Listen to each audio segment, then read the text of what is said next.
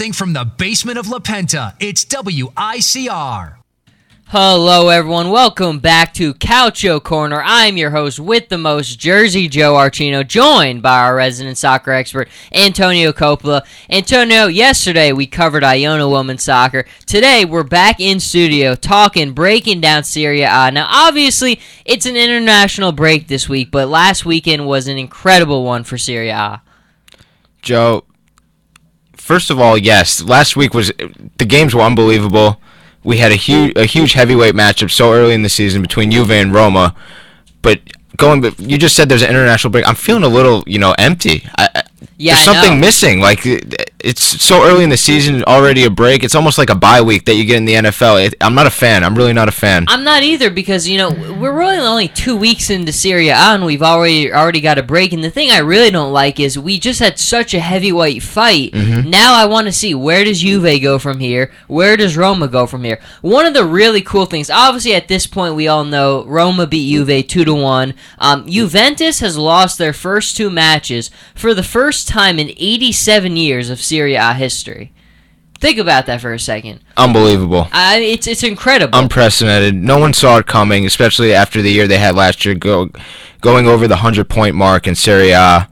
So it's unbelievable. I mean, I'm not going to complain. I despise Juve. I think you know what I think. I don't need to say it over these airwaves, but.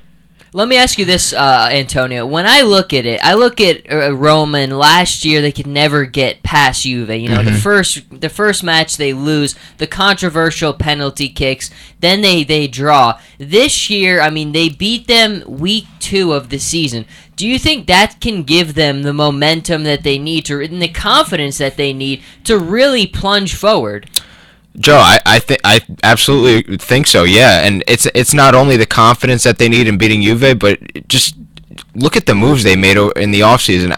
We didn't talk about Edin Dzeko last week. Oh yeah. I watched the entire game as you did as well. And after seeing the way he helps that team, move up the field, the ball possession, he just really carried that team throughout the game. And then to see that on a fluttered cross over the box, high up in the air, he's right behind Giorgio Chiellini. He literally just jumps over him, heads the ball in the corner of the net, past Gianluigi Buffon, like it was nothing.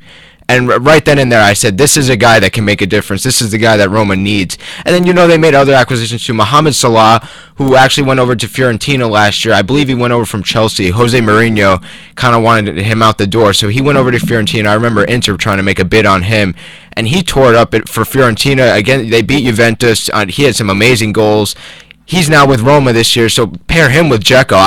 I think they're very formidable. I think they're going to have a great year playing alongside each other, and I think the sky's the limit for Roma this year. And I know last week I said, Lazio it's going to be between Roma and Lazio. I was about to get to Lazio. Oh gosh, dude! Last week I don't know what was into me. I really thought that Lazio. I had them in third too, so I was right behind you. Oh man, but no.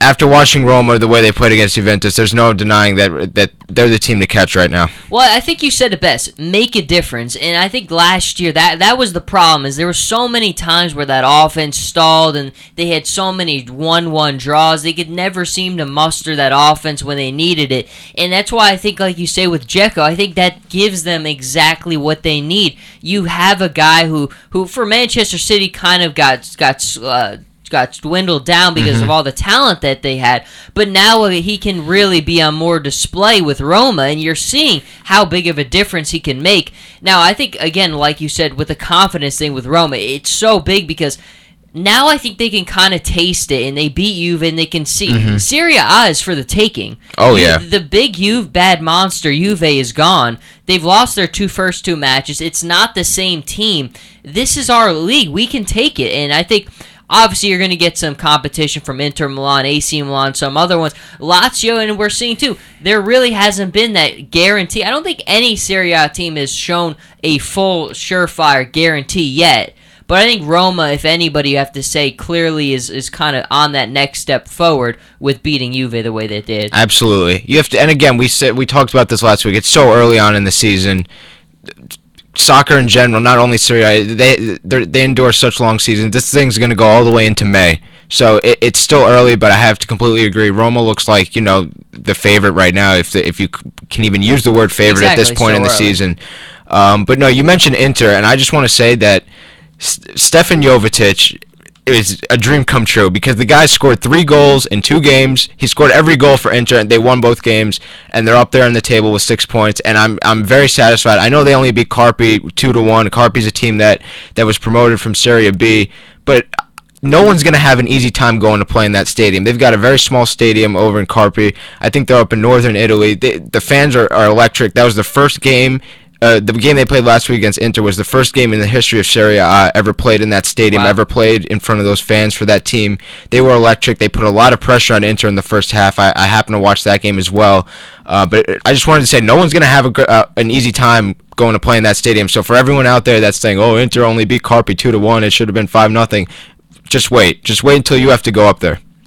I mean, that's the thing I love about Serie A, is even when you see, I mean, it's always exciting, no matter what league it is, really. I mean, when you see the relegated teams, and then you see the big boys come into their houses, and the passion and the energy that those fans bring, even in those smaller places, it's incredible, and it's why the game is just the best. I mean, when you have that passion and that fan base. But Serie A, we've got a little bit of break, so we don't really have anything to go forward to, but we will be back next week with it, previewing it. And the last thing before we cut off the segment is, obviously, Antonio, there's a lot of Juve fans out there. The team's done a little bit of winning, so they've got a pretty big fan base. If you're a Juve fan today, how worried should you be? Can they bounce back and recover? I mean, or is this the kind of the season that they're in store for? Well, Joe, it's hard to speak in the perspective of a Juve fan from that point of view, because I can never imagine myself being there. I've never thought about it. You just threw me a question that is something I've never even thought about. So I'm going to try. If I were a Juve fan, yeah, I would be worried. Only because, like I mentioned to you, they lost 3 really important pieces that each played 90 minutes in Pirlo, Tevez, and Vidal. And when you lose 3 players like that you can't just replace them with anyone. That's some guy you pick off the street, or a guy you make a trade for, or you sign. So yeah, I would be worried, and I would be certainly worried for tournament play, like in the Champions League. I can't see Juve going very far. I mean, if they're outed early on in the Champions League, that I think more power to them, because they can kind of shift their focus over to Serie A. Something I mentioned that Lazio could potentially do, because they were outed by Bayern Leverkusen. But that's not. I guess they're not really focused at all, because they lost to Chievo 4-0 last week. So I don't know. But in terms of looking at Juve, I really do think that you got to be worried. You can't. They lost the first 2 games of the season after a record-setting year. So there's no reason to be calm. I mean, I think the stat I said at the beginning of the show, Juventus has lost their first 2 matches for the first time in 87 years of Serie A history. That alone should tell you something right there. It's a different team for Juve. There's a lot of different faces, and I think, like you said it, Juve fans, I'm sorry, but be a little bit worried. But that is going to end it for this segment. Coming back, I don't know what we're going to come back with. We're going to come back with some soccer. Calcio Corner. It could be anything, so stay tuned, and you never know what we'll come back with.